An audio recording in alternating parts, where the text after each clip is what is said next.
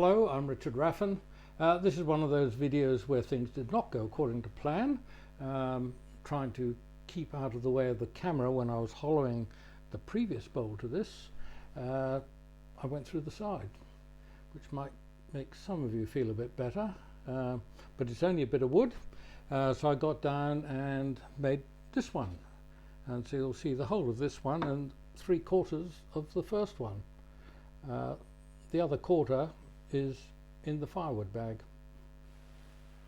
This is a piece of Himalayan cedar. It's pretty old. I've had it for 2 or 3 years, and it was old before it came to me. So I don't need all the screw on the screw chuck.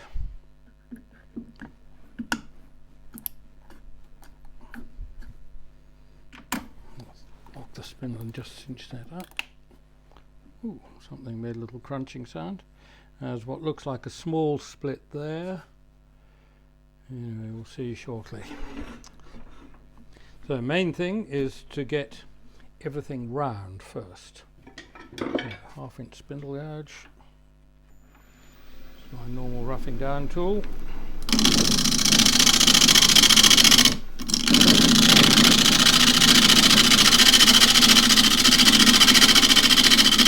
This might be a softwood, but it's a fairly hard softwood.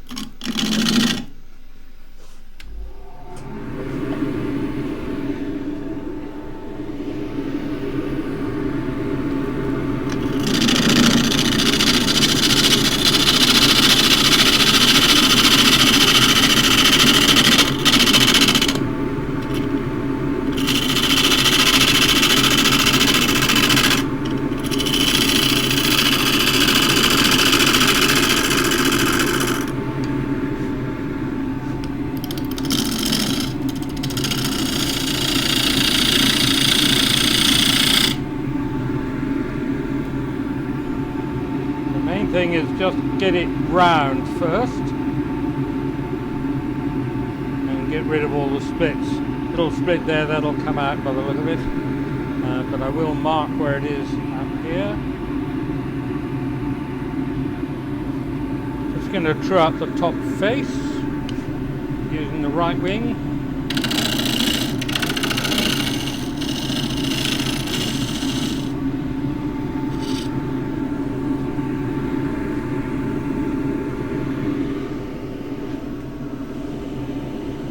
I've been running it 1,000 and up to 1150.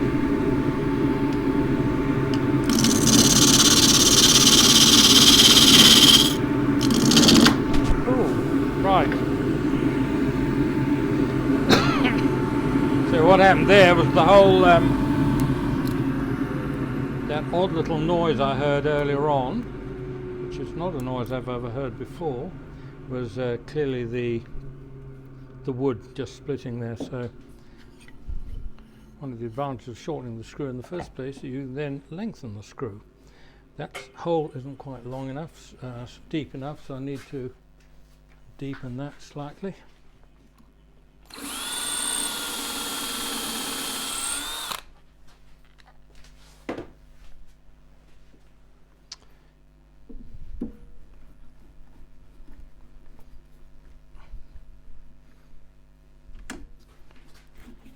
On we go.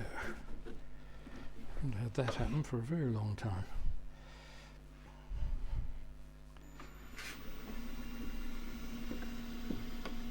So it's no longer round up here, but I'll get rid of this first and get a foot on it in case the same thing happens again, which is very unlikely.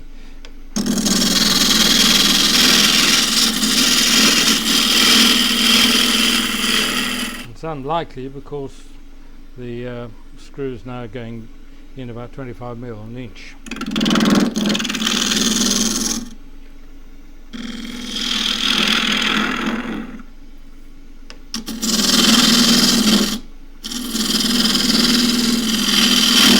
Right, so I've got a foot on the bowl, so if it did come off again I can just grab it by the foot. Now looking for splits, another defect. So the first one, which I marked up there, has actually chipped out a little bit, so there's a little bit further to go down onto where there's a little ridge. I'll just come in straight on that.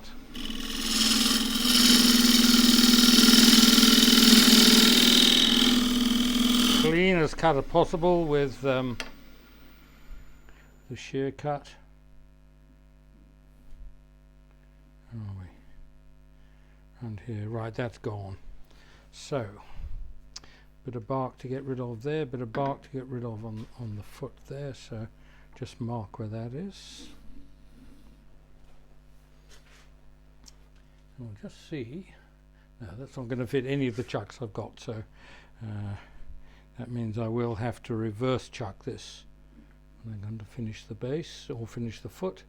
That is, looks like a split, can't feel it, but it is a split, so I'll get rid of that.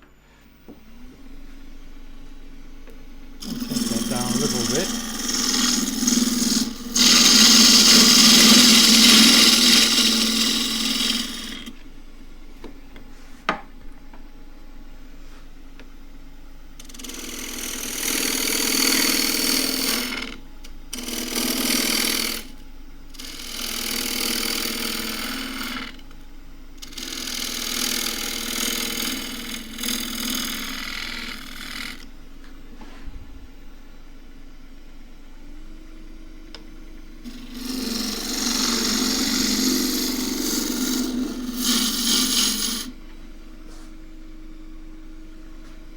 A little kind of tea-bowly type shape to contrast with a bowl I've just made, a gidgee bowl.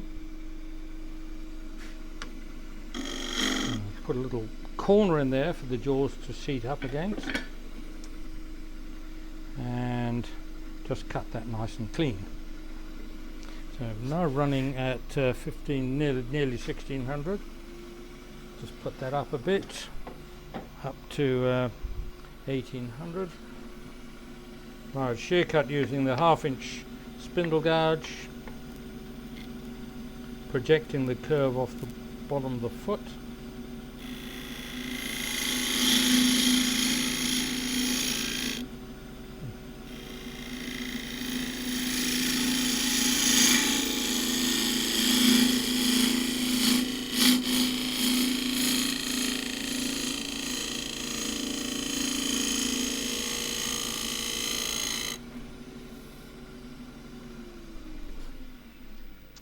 Not the smoothest of cuts.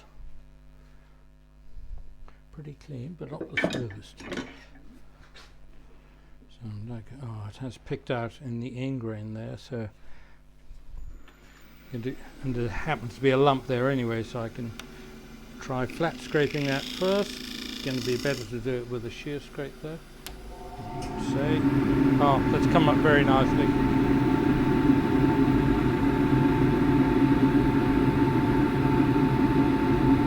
Yeah. It's gone right.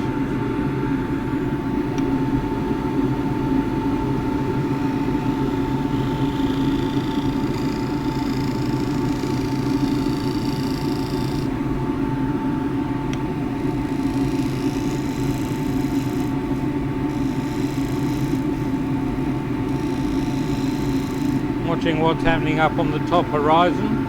Slight lump there.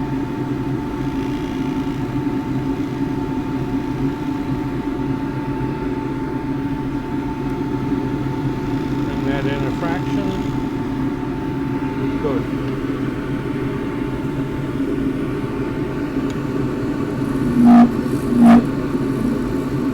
I have vibration because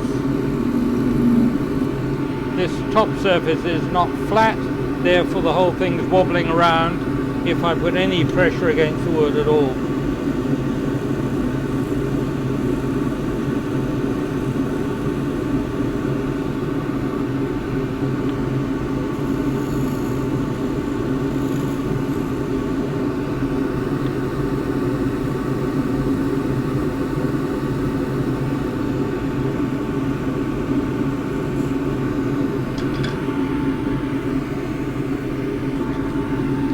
The 320 grit should be enough on this, very smooth.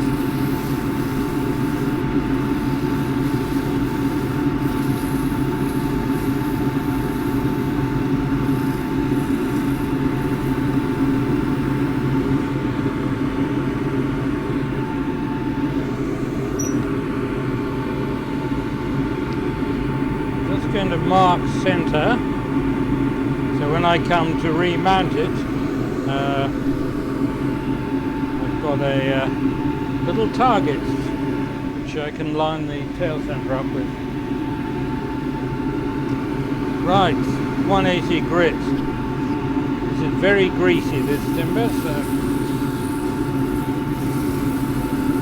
just see, anticipate it'll block the abrasive up, which it has.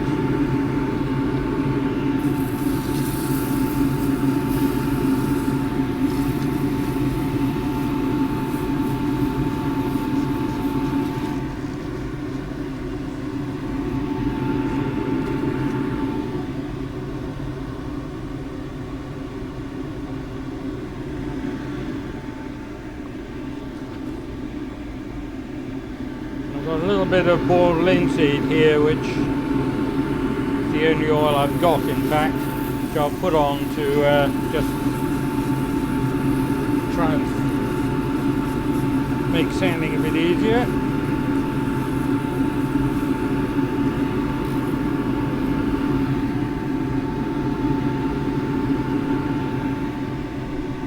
Go from there to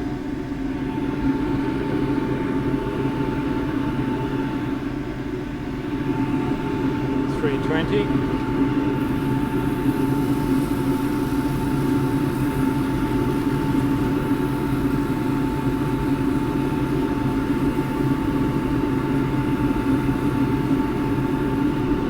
To the lie, this is 240 grit still.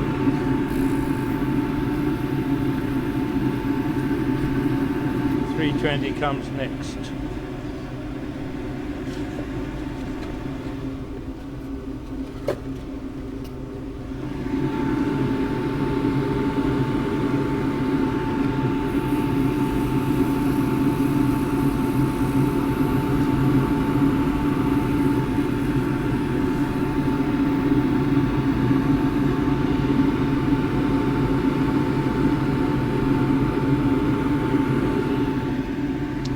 Can't do much better than that.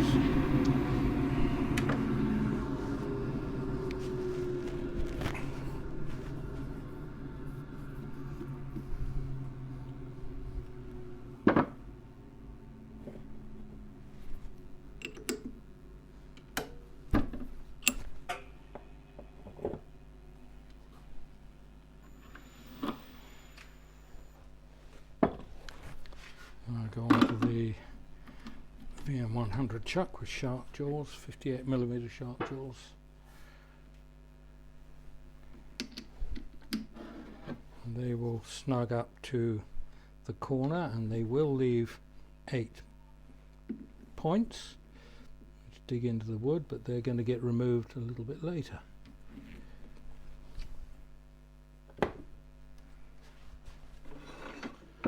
This is a 3/8 deep fruited bowl gouge, 3/8 flute.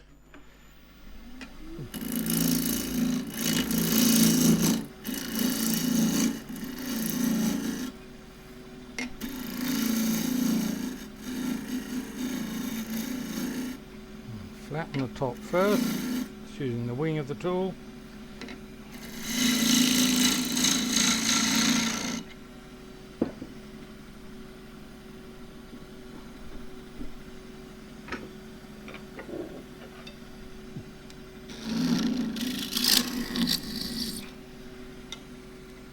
So lines on the back of this 1/4" gouge. Into that one.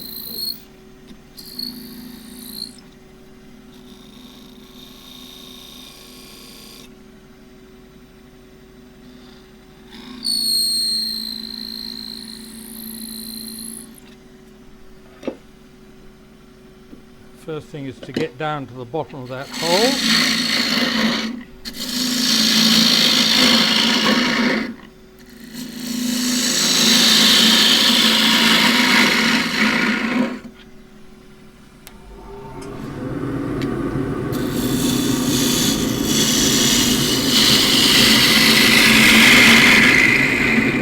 And I know where all the other cuts are going.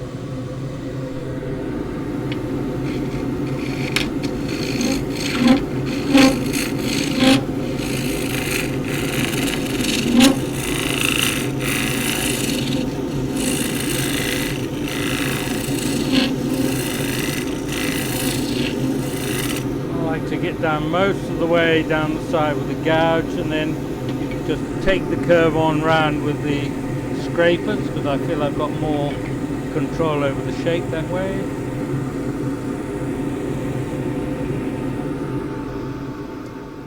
At this stage I needed to adjust my lights so that I could see what was happening inside, but I was unaware that I jogged my camera stand, which means that when the disaster happened, when I went through the side, you don't actually see it, you just have to listen.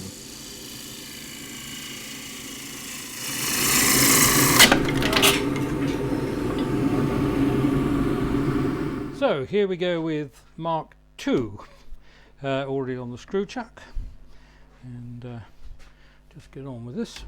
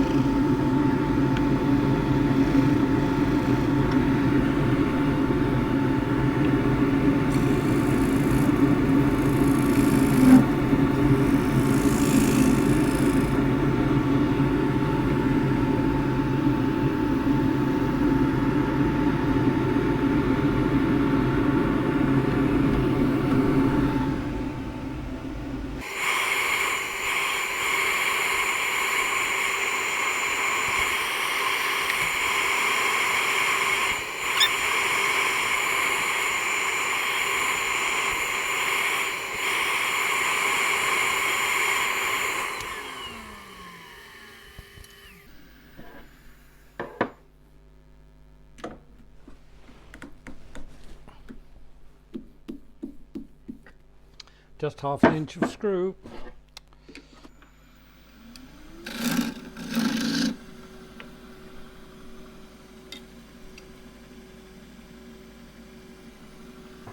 Slightly shallower this one.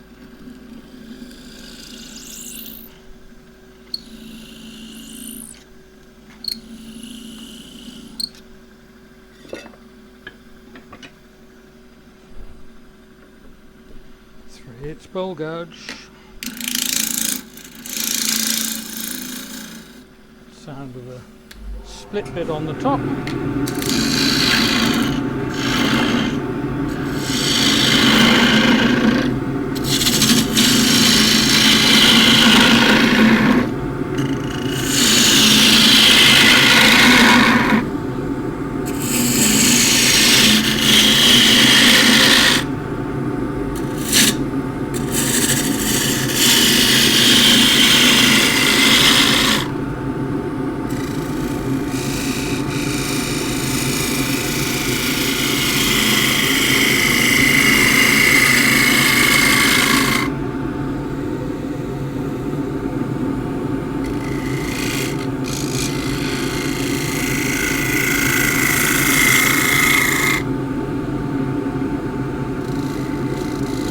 Going across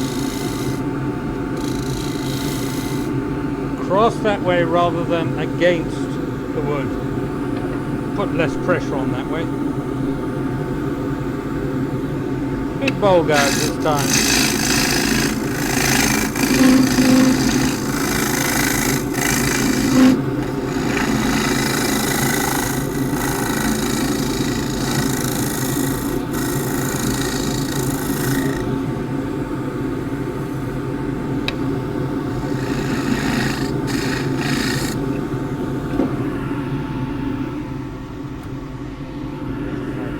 Done many of these kinds of bowls for a long time with a little reverse foot or an angle down there, so a little bit to play with, not much.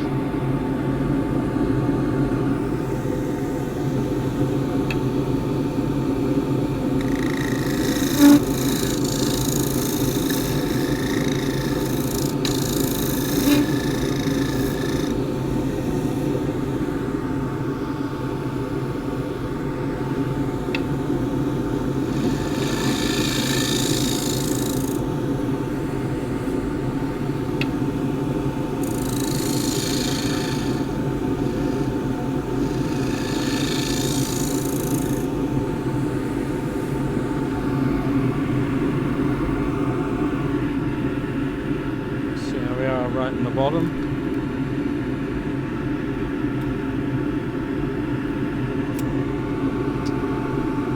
Probably about 3/16, 4 mil is that?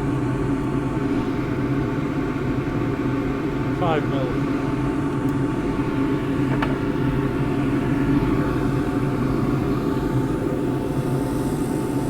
Go down a shade more.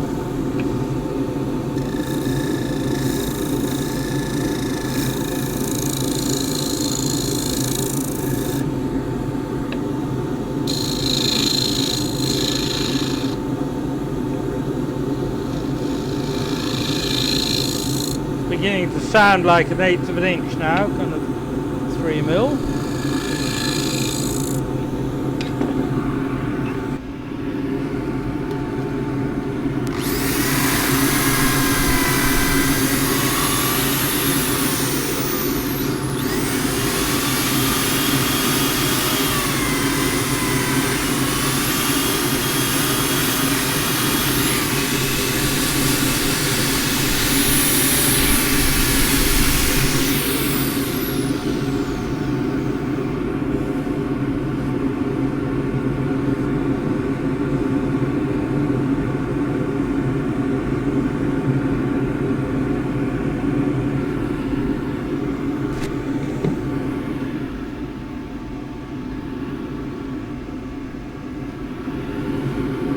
So that was 120, this will be 180.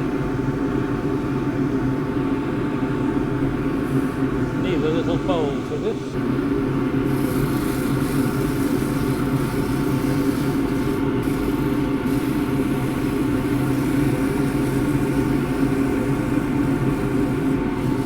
Sanding with oil is a good way to keep the dust down, if nothing else. So I don't need all that noise. You get this slurry build up.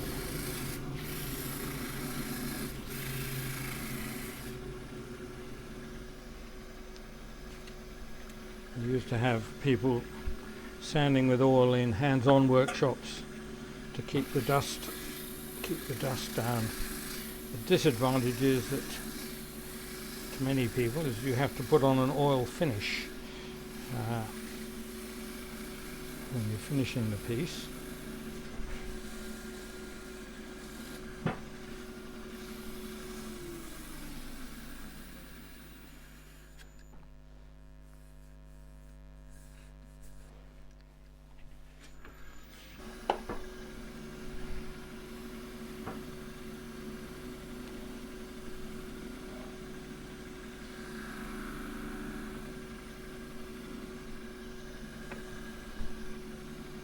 Slightly cleaner sock or a slightly less waxy sock.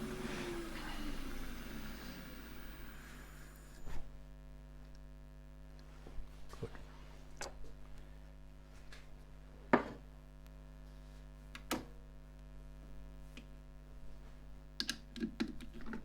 So now it gets turned around.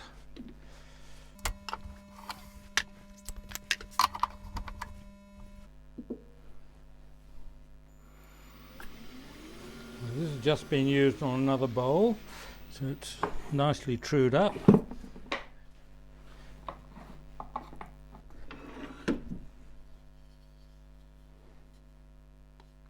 Non-slip cloth that goes onto there.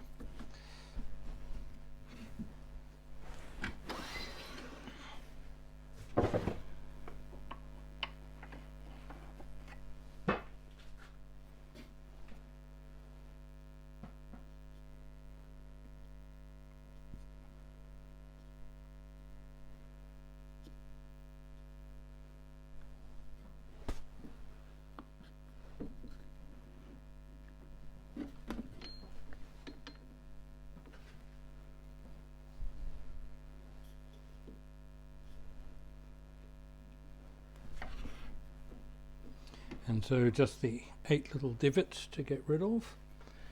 There's the 3/8 spindle gouge, 1/4 inch flute.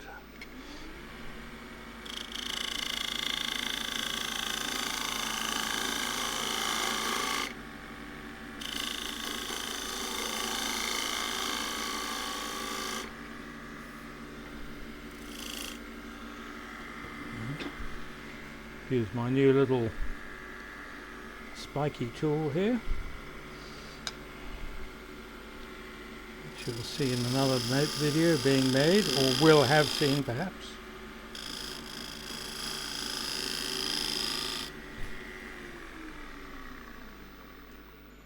This is an old gouge.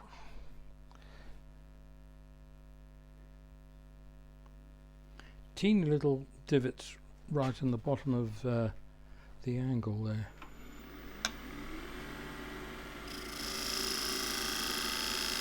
Which means the foot's got to be slightly taller.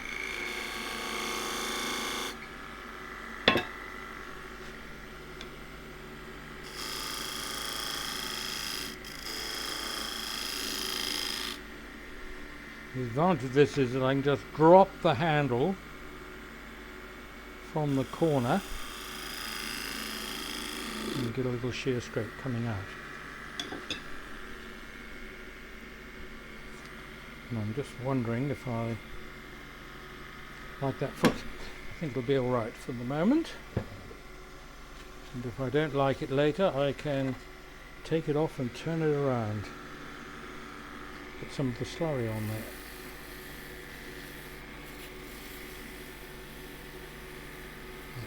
It was pretty clean off the tool, so probably didn't need the 180 as well. The blue, got to find a patch which is still cutting.